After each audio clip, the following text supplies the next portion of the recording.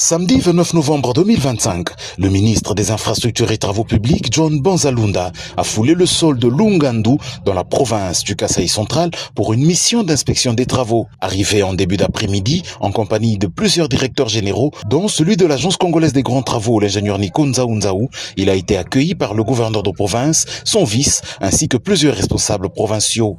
Première étape de cette visite, la route Kananga-Kalambambouji.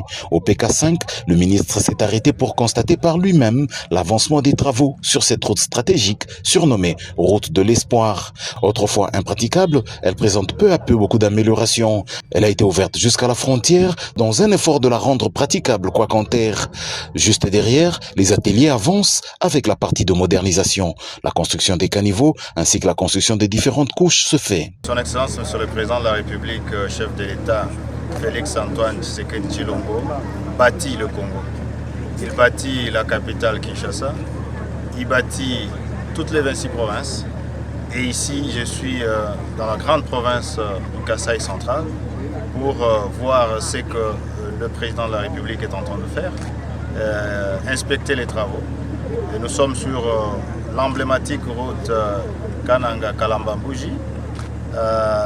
Renseignez-vous, vous verrez qu'il y a juste quelques semaines, il y a juste quelques mois, avant que le président de la République ne prenne cette route en charge, c'était l'enfer. Ce n'était pas le calvaire, c'était l'enfer.